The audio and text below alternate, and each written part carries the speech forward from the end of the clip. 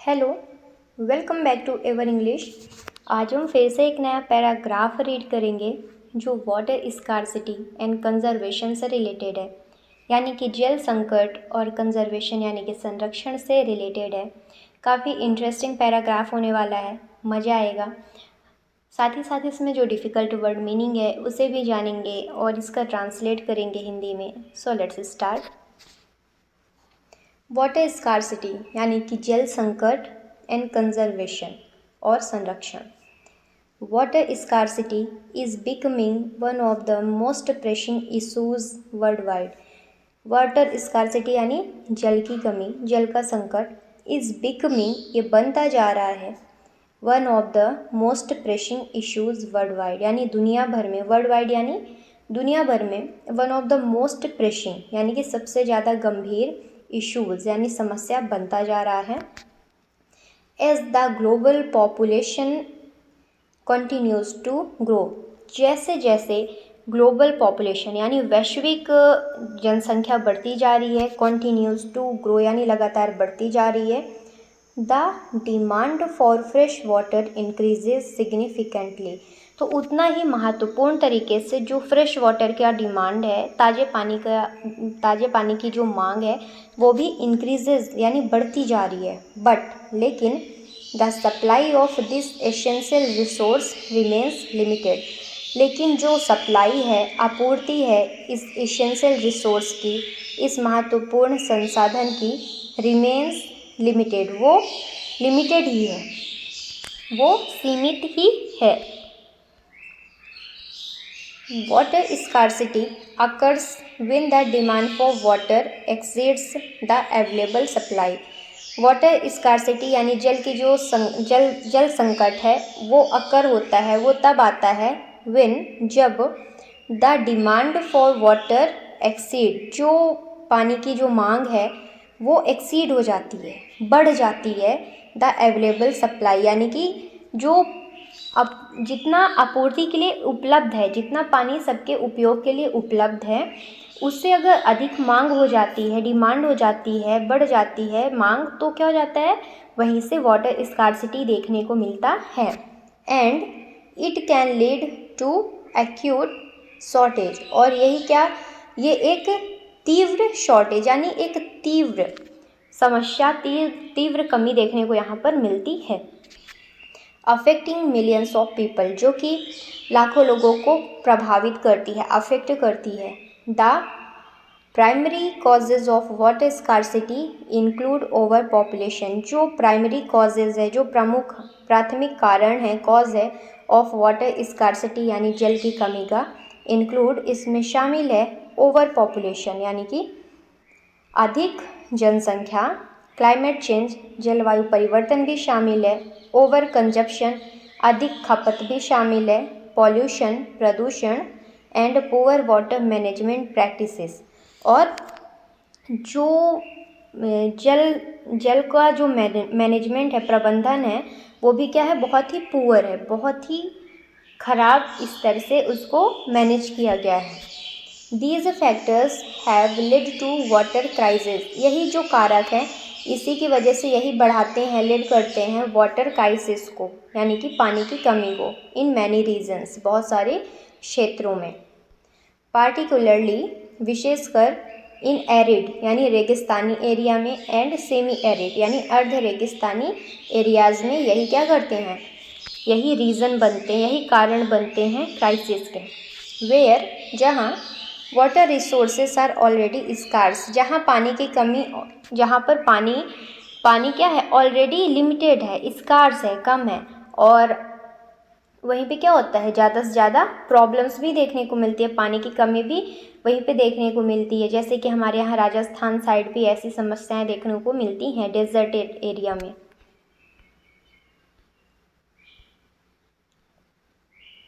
Climate change exacerbate the situation by altering rainfall patterns। Climate change जलवायु परिवर्तन exacerbate ये बिगाड़ देते हैं the situation bye altering rainfall pattern, यानी बारिश का जो पैटर्न है, उसका जो दर है, उसको क्या कर देते हैं, उस परिस्थिति को exacerbate यानी बिगाड़ देते हैं।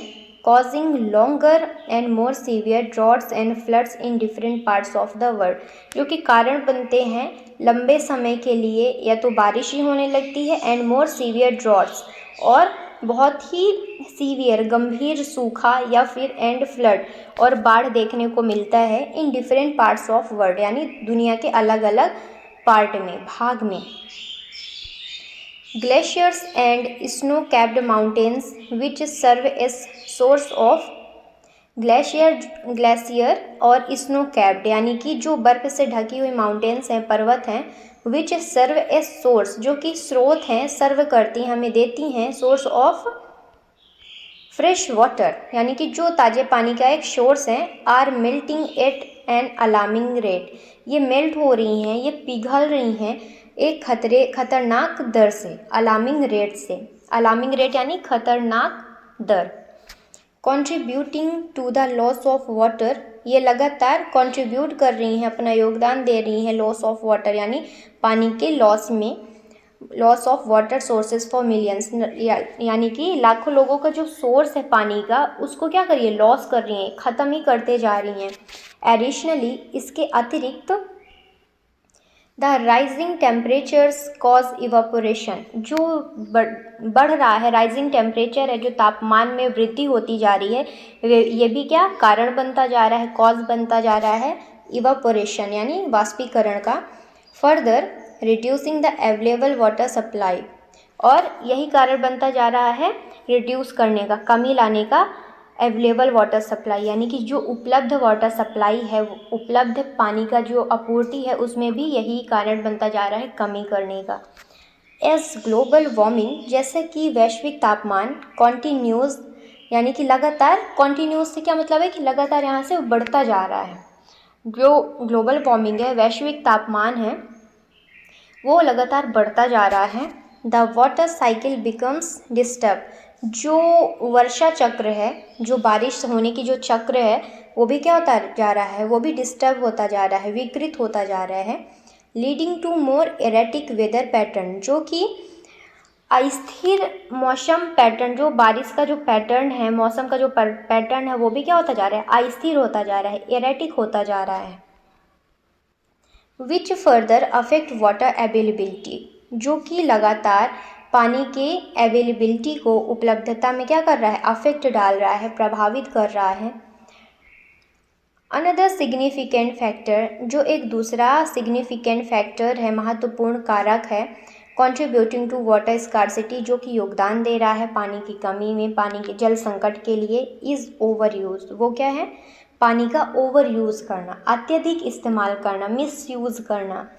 With the rise of industrialization and urbanization, large amount of water are being extracted for industrial processes, irrigations and domestic use. इसका मतलब क्या है, इसका मतलब क्या है कि with the rise of industrialization, जैसे जैसे औद्योगिकरण में बढ़ोतरी होती जा रही है, दिन ब दिन इंडस्ट्रियलाइजेशन और भी बढ़ते जा रहे हैं, एंड अर्बनाइजेशन, शहरीकरण होता जा रहा है। Large amount of water are being extracted, उतनी ही तेज़ी से, उतनी ही ज़्यादा मात्रा से पानी को एक्सट्रैक्ट किया जा रहा है। अमाउंट यानी मात्रा, तो लार्ज अमाउंट में यानी ज़्यादा मात्रा में पानी को एक्सट्रैक्ट किया जा रहा है, निकाला जा रहा है। एक्सट्रैक्टेड फॉर इंडस्ट्रियल प्रोसेस, यानी इंडस्ट्रियल प्रोसेस के लिए, औद्योगिकरण के प्रोसेस के लिए, प्रक्रिया के लिए। इरिगेशन, सिंचाई के लिए। एंड डोमेस्टिक यूज़, और घरेलू इस्तेमाल के लिए, उपयोग के लिए भी हम पानी का मिसयूज़ कर रहे हैं, ओवर यूज़ करते जा रहे हैं, बिना सोचे समझे पानी गिराए जा रहे हैं, वेस्ट किए जा रहे हैं। यही रीज़न बन रहा है वाटर स्कार्सिटी का। टू कॉम्बैट वाटर स्कार्सिटी, यानी कि जल संकट से निपटने के लिए, कॉम्बैट करने के लिए कंजर्वेशन एफर्ट्स आर क्रूशियल। जो कंजर्वेशन है, संरक्षण है, एफर्ट्स यानी क्या होता है, प्रयास, प्रोसेस, ठीक है। तो जो कंजर्वेशन है ये भी काफ़ी ज़्यादा क्या है, क्रूशियल है, इम्पॉर्टेंट है, महत्वपूर्ण है। अगर हम पानी का सही ढंग से इस्तेमाल करेंगे तो हम पानी को अच्छे से कंजर्व कर पाएंगे, जो कि हमारे फ्यूचर के लिए भी काफ़ी ज़्यादा हेल्पफुल होगा। Water conservation involves the careful and efficient use of water resources to ensure that water is available for future generation। यानी कि वाटर कंजर्वेशन है, जो जल संरक्षण है, इसमें इन्वॉल्व है, शामिल है the careful and efficient use, यानी ध्यानपूर्वक और एकदम एफिशिएंट यूज़, यानी कि एकदम जहाँ ज़्यादा ही ज़रूरी है उतना ही यूज़ करें, ऑफ वाटर रिसोर्सेस यानी जल संसाधनों का। टू इंश्योर, ये सुनिश्चित करता है दैट, यह कि water is available for future generation, ये क्या इंश्योर करेगा कि वाटर जो है अवेलेबल है फ्यूचर जनरेशन के लिए भी, जो आने वाली जो हमारी पीढ़ियाँ हैं उसके लिए भी पानी स्टोर है, अवेलेबल है। वन ऑफ द प्राइमरी वे, जो एक प्रमुख वे है, तरीका है टू कंजर्व वाटर, यानी जल को संरक्षित करने का, is by reducing water consumption. वो क्या है? पानी का, जल का कम कंजप्शन करना, कम खपत करना, उसको रिड्यूस कर देना, घटा देना। यूजिंग वाटर एफिशिएंट अप्लायंसेस, यानी कि एक दक्ष तरीके से जल दक्ष अप्लायंसेस यानी उपकरणों का यूज़ करना, जो मतलब कुशल तरीके से एक उपकरण हो, जल को कुशल तरीके से उपयोग करने के जो उपकरण हो उनका यूज़ करना। फिक्सिंग लीकी टैप्स, यानी जल मरम्मत कराना, जहाँ जो नल लीक कर रहे हैं, जहाँ से पानी टपक रहा है, उनको क्या करना, लीकी टैप को फिक्स कराना, मरम्मत कराना। And adopting water saving technologies in agricultures, यानी कृषि क्षेत्र में अडॉप्ट करना वाटर सेविंग टेक्नोलॉजीज़ को, जो जल बचत टेक्नोलॉजीज़ हैं, तकनीक हैं, उनको अडॉप्ट करना, उनको अपनाना। सच एस, जैसे कि ड्रिप इरिगेशन, ड्रिप सिंचाई, can help to reduce water wastage, ये हेल्प कर सकता है, मदद कर सकता है कम करने में, रिड्यूस करने में वाटर वेस्टेज, यानी पानी की वेस्टेज को, पानी की बर्बादी को। एडिशनली इसके अतिरिक्त रेन वाटर हार्वेस्टिंग, यानी कि वर्षा जल संचयन, involves collecting and storing rain water, can provide a valuable source of water, यानी कि ये जो रेन वाटर हार्वेस्टिंग है, वर्षा जल संचयन कर, मतलब जो बारिश का जल है, वर्षा जल संचयन करना, यानी बारिश के जल को संचित कर लेना। विच इन्वॉल्व्स, इसमें सम्मिलित है कलेक्टिंग एंड स्टोरिंग वाटर, यानी कि पानी को कलेक्ट कर लेना, स्टोर कर लेना। Can provide a valuable source of water, ये प्रोवाइड कर सकता है, प्रदान कर सकता है अ वैल्यूएबल सोर्स, यानी कीमती स्रोत को, ऑफ वाटर, यानी जल के कीमती स्रोत को ये हमें प्रदान कर सकता है। स्पेशली, विशेष तौर से इन एरियाज विथ इरेगुलर रेनफॉल, यानी ऐसे एरियाज, ऐसे क्षेत्र विथ इरेगुलर रेनफॉल, जहाँ पर अनियमित वर्षा होती है, यहाँ पर एक रेगुलर पैटर्न पर बारिश नहीं होती है, ऐसी जगह पर रेन वाटर हार्वेस्टिंग काफ़ी ज़्यादा इम्पॉर्टेंट होता है, क्योंकि वहाँ पर पानी हम कलेक्ट कर लेते हैं, स्टोर कर लेते हैं, और जब हमें ज़रूरत पड़ती है तो हम उसका यूज़ कर लेते हैं। Governments, industries and individuals all have roles to play in conserving water. Governments यानी सरकारें, इंडस्ट्रीज यानी कारखाने, एंड इंडिविजुअल्स यानी कि हम humans, all have roles to play in conserving water, सभी की भूमिका है, टू प्ले यानी कि सभी का रोल है, इन कंजर्विंग वाटर यानी पानी को संरक्षित करने में, सभी को करना चाहिए। गवर्नमेंट्स कैन इम्प्लीमेंट पॉलिसीज़, सरकार को इम्प्लीमेंट यानी लागू कर देना चाहिए नीतियों को, पॉलिसीज़ को, टू इंश्योर दैट, ये सुनिश्चित करने के लिए, water resources are distributed fairly, यानी कि जो पानी के संसाधन है उसको सुचारू रूप से, फेयर तरीके से डिस्ट्रीब्यूट किया जाए, सब तक विस्तृत किया जाए, बांट दिया जाए। एंड यूज्ड एफिशिएंटली, और कुशल पूर्वक तरीके से, कुशलतापूर्ण, एफिशिएंटली इसका यूज़ किया जाए। Industries can adopt water recycling practices, industries यानी जो कारखाने हैं, इंडस्ट्रीज़ कैन अडॉप्ट, वो अपना सकती हैं वाटर रिसाइकलिंग प्रैक्टिस, यानी कि वाटर को रिसाइकल करने के अभ्यास को वो अपना सकती हैं, पानी को रिसाइकल कर ले, जो उन्होंने यूज़ किया, रिसाइकल करके वो फिर से उसको इस्तेमाल कर लें, ऐसे प्रैक्टिसेस को वो अपना सकती हैं। And treat waste water to make it safe for reuse, और जो वेस्ट वाटर है उसको भी ऐसे बना दे, ऐसे ट्रीट कर दे टू मेक इट सेफ, यानी उसको सुरक्षित बना दे फॉर रीयूज़, यानी रीयूज़ करने के लिए, फिर से उपयोग में लाने के लिए। अभी तक हमने इतना पैराग्राफ रीड किया। आई होप आपको कुछ तो समझ आया हो, इंटरेस्टिंग लगा हो। तो अभी लास्ट में हमारे पैराग्राफ के लास्ट में क्या होता है, कंक्लूज़न। हम जो पूरा पैराग्राफ रीड करते हैं तो अंत में हमने उसके बारे में क्या पढ़ा, उससे रिलेटेड अंत में कंक्लूज़न होता है, निष्कर्ष होता है, तो उसके बारे में हम पढ़ेंगे। इन कंक्लूजन, अंत में, निष्कर्ष में, वाटर स्कार्सिटी यानी कि जो जल संकट है, is growing global concern that demands urgent action. Water scarcity is growing global, यानी ये वैश्विक तरीके से, वैश्विक दर पर बढ़ता ही जा रहा है। कंसर्न, ये एक चिंता का विषय है। दैट डिमांड्स अर्जेंट एक्शन, जो कि डिमांड कर रहा है, मांग कर रहा है अर्जेंट एक्शन, यानी तत्कालिक एक्शन के लिए, कार्रवाई के लिए ये डिमांड कर रहा है। Through effective water conservation measures, technological advancements and collective efforts, we can work together ensuring that clean water is available for all। क्या बोल रहा है, through effective water conservation measure, यानी कि एक दक्ष तरीके से, कुशल पूर्वक तरीके से हम जल संरक्षण का मापन करें, मेज़र करें। टेक्नोलॉजिकल एडवांसमेंट, और टेक्नोलॉजिकल जो तकनीकी प्रगतिकरण है उसको अपनाएं। एंड कलेक्टिव एफर्ट्स, और जो एक सामूहिक प्रयास है, कलेक्टिव एफर्ट्स है, इसके थ्रू भी क्या हो सकता है, हम एक अच्छा एक्शन ले सकते हैं। किसके लिए, वाटर स्कार्सिटी के लिए, कंजर्वेशन के लिए। We can work towards ensuring that, हम एक साथ वर्क कर सकते हैं। We can work toward ensuring that, ये सुनिश्चित करते हुए, clean water is available for all, कि ये जो क्लीन वाटर है, शुद्ध जल है, साफ सुथरा जल है, ये अवेलेबल है सभी के लिए।